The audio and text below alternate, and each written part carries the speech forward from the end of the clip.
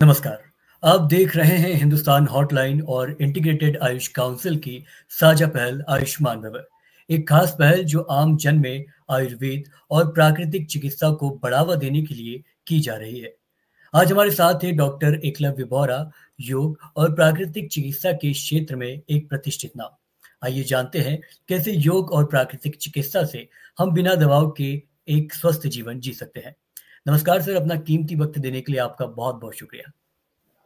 नमस्कार नमस्कार। सर, सीधा सवालों से शुरू करते हैं। आज की भागदौड़ भरी जिंदगी में लाइफस्टाइल डिसीज जैसे डायबिटीज और हाई ब्लड प्रेशर तेजी से बढ़ रहे हैं। क्या योग और प्राकृतिक चिकित्सा इन बीमारियों को रोकने और नियंत्रित करने में कारगर हो सकती है? अगर हाँ, तो क्या ऐसे कुछ विशेष उपचार और तकनीकें हैं जो बिना दवाओं के लोगों को स्वस्थ बनाए रख सकती है? देखिए, योग और जो प्राकृतिक चिकित्सा पद्धति है, ये सिर्फ बीमारियों का इलाज करने के लिए ही नहीं, ये एक जीवन शैली जीने का भी तरीका है। हमें कैसे जीना है, हमारी क्या डेली रूटीन होना चाहिए, हमारी क्या दिनचर्या होनी चाहिए, तो ये वो सिखाती है। जैसे कहावत आपने सुनी होगी, an apple a day keeps a doctor away. तो योगा नेचुरोपैथी अगर हमको अपने जीवन में इसकी दिनचर्या को अपनाते हैं, तो हम स्वस्थ रह सकते हैं। और ये जो बीमारियां जिनके बारे में आपने बताया, डायबिटीज है या हाई ब्लड प्रेशर है, इवन ओबेसिटी है, ये आपस में लिंक्ड है और ये हमारी लाइफस्टाइल डिसऑर्डर की वजह से ये दिक्कतें आती हैं। अगर हम इसकी जो दिनचर्या है हमारी नेचुरोपैथी की, कि सुबह जल्दी उठना, एक्सरसाइज, योग करना, वॉक करना, क्या संतुलित आहार भोजन में लेना, अगर ये चीजें हम अपनाएं, तो शर्तिया हम इन बीमारियों पर काबू पा सकते हैं, इनको कंट्रोल कर सकते हैं। और इवन अगर एक स्वस्थ व्यक्ति अपनी दिनचर्या में अपनाए योगा नेचुरोपैथी को, तो वो इन बीमारियों से हमेशा के लिए बच सकता है। और यही एक कारण है डायबिटीज, जैसा कि आप देखेंगे, हमारा जो इंडिया है वो वर्ल्ड की कैपिटल बनता जा रहा है डायबिटीज के लिए। उसका कारण है गलत दिनचर्या। इवन अब European countries yoga naturopathy Ayurveda इनकी जीवन शैली को अपना रहे हैं। तो हमारे लिए भी ये बहुत जरूरी है कि हमें इनका डेली रूटीन अपनाना चाहिए।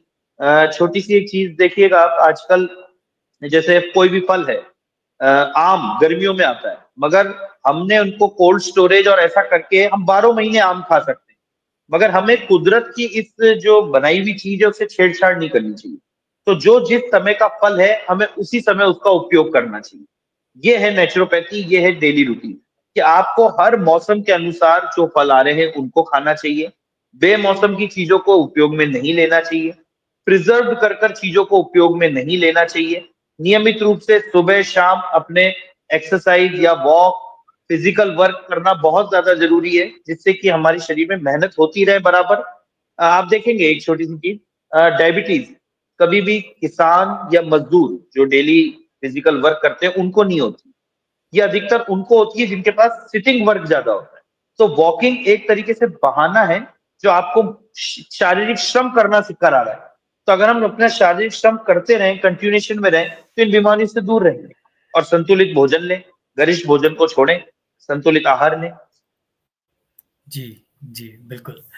अब जब हम ये समझ चुके हैं कि योग और प्राकृतिक चिकित्सा का हमारे स्वास्थ्य पर सकारात्मक प्रभाव पड़ सकता है, तो क्या आप हमें बता सकते हैं कि भारत सरकार और आयुष मंत्रालय इस क्षेत्र को बढ़ावा देने के लिए किन नई योजनाओं और नीतियों पर काम कर रहे हैं? क्या इस दिशा में कोई बड़े बदलाव या नई पहल देखने को मिल रही है? देखिए, भारत सरकार योग और प्राकृतिक चिकित्सा पद्धति के साथ साथ पूरी आयुष चिकित्सा पद्धति के लिए बहुत काम कर रही है। आज तक आजादी के बाद से लेकर अभी तक इस पद्धतियों के लिए इतना काम नहीं किया गया था जो इन हाल के 8-10 सालों में काम हुआ है। योग दिवस जो हमारे भारत सरकार की मुहिम है, हमारे प्रधानमंत्री जी ने योगा डे सेलिब्रेशन पूरे वर्ल्ड में करवाना चालू करवाया। इसका इतना फायदा है कि हर व्यक्ति अब योग के बारे में जान गया है। अब आप देखेंगे, पहले मेरे को ध्यान है आज से 15-16 साल पहले कोई व्यक्ति योग वगैरह में इसमें इंटरेस्टेड नहीं रहते थे, ना ही इसको करते थे। मगर अब लोगों को इसके प्रति जागरूकता बढ़ी है। इवन गवर्नमेंट ने योगा डे तो बन रहा है 21 जून को, मगर उसके लिए, उसके प्रचार प्रसार के लिए 100 दिन का काउंटडाउन प्रोग्राम करवाती है योगा का, जिससे लोगों को उसके प्रति आकर्षण पैदा हो, लोग उसके प्रति जागरूक हो, लोग इसको जान पाए। पहले के टाइम पर कभी भी स्कूलों के अंदर योग टीचर नहीं रखे जाते थे, मगर अब सीबीएसई बोर्ड के सभी स्कूलों में, केंद्रीय विद्यालय स्कूलों में योगा टीचर कंपलसरी हो चुके हैं। इसके अलावा जितने भी स्टेट बोर्ड के स्कूल हैं, वो भी धीरे धीरे योगा टीचर्स को अपने स्कूल में रख रहे हैं। इसका सबसे बड़ा फायदा ये है कि देखिए, जब योग बच्चा बचपन से कोई चीज करता है तो वो उसके दिल में, उसके मन में बस जाती है।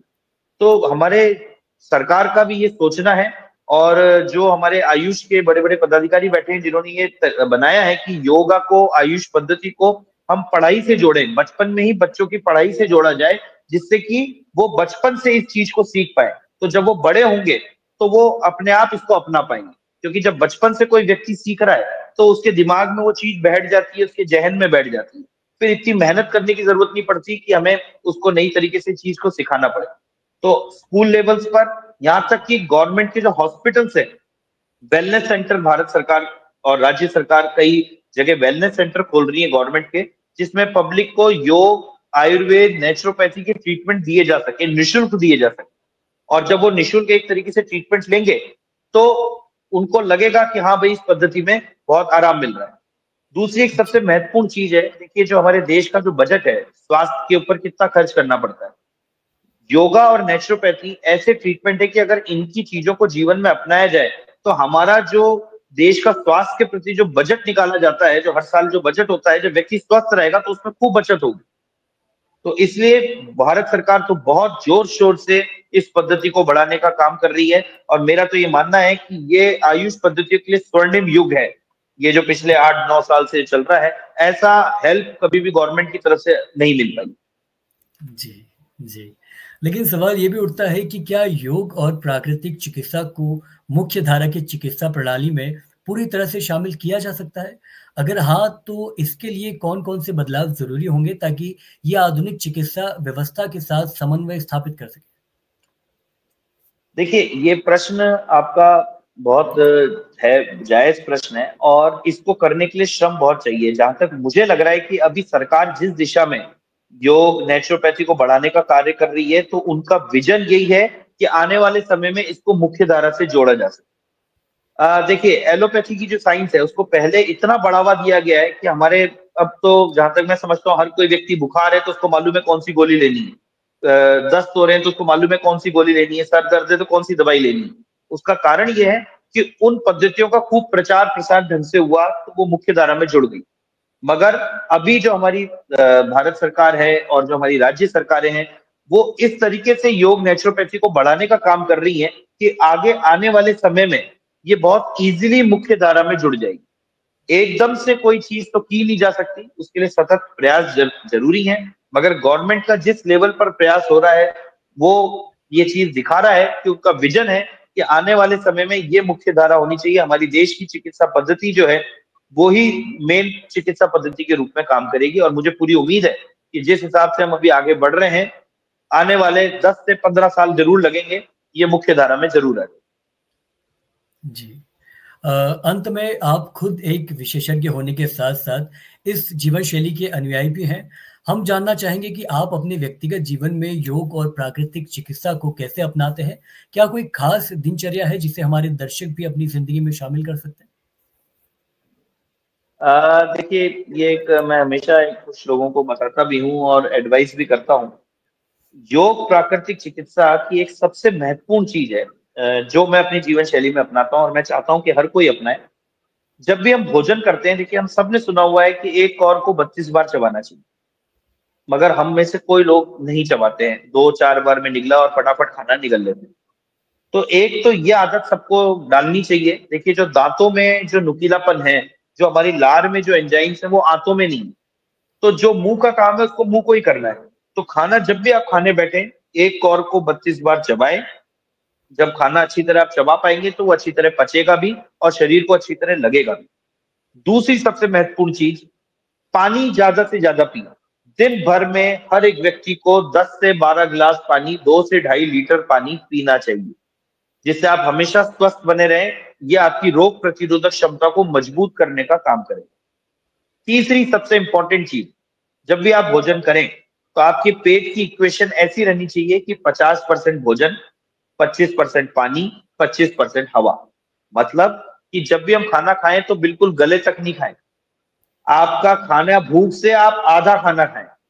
शुरू में 2-4 दिन, 5 दिन अटपटा लगेगा आपको, मगर आपकी आदत बन जाएगी तो भोजन इतना करना चाहिए कि वो 50% भोजन रहे, आपका पेट 25% पानी से भरा रहे और 25% उसमें वैक्यूम हवा रहनी चाहिए, तो आप स्वस्थ रहेंगे। अधिकतर मैं देखता हूँ लोग खाना इतना खा लेते हैं कि फिर उनको अगर बोला जाए कि अरे आधी रोटी और खा लो, अरे नहीं साहब अब हिम्मत नहीं। आपका ऐसा नहीं रहना चाहिए। पेट हमेशा 50% भोजन के टाइम पे 50% भोजन से भरा रहना चाहिए, तो आप स्वस्थ रहेंगे। पेट की आंतों को भी गुंजाइश मिलेगी, जगह मिलेगी खाने को पचाने के लिए। अगर वो फुल पूरी लोडेड हो गई तो वो पचाने में, उसको मूवमेंट करने में बड़ी दिक्कत आएगी। आप एक छोटी सी चीज है, हमारी नेचुरोपैथी योगा बोलती है कि रोग का कारण है विजातीय द्रव, और विजातीय द्रव इकट्ठा होते हैं पेट में। मॉडर्न साइंस बोलती है बीमारी का कारण है वायरस, बैक्टीरिया।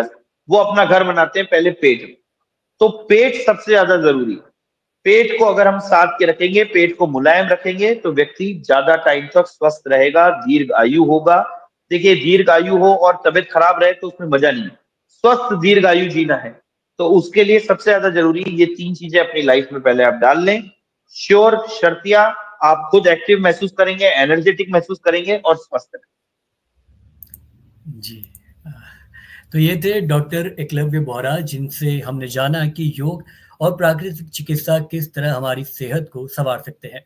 आयुष्मान भव के जरिए हमारा उद्देश्य है इस प्राचीन भारतीय ज्ञान को हर घर तक पहुंचाना। अगर आपको ये बातचीत पसंद आई हो तो इसे लाइक करें और शेयर करें, और जुड़े रहें हिंदुस्तान हॉटलाइन के साथ, जहां हम लाते रहेंगे आपके लिए और भी खास चर्चाएं। तब तक के लिए नमस्कार।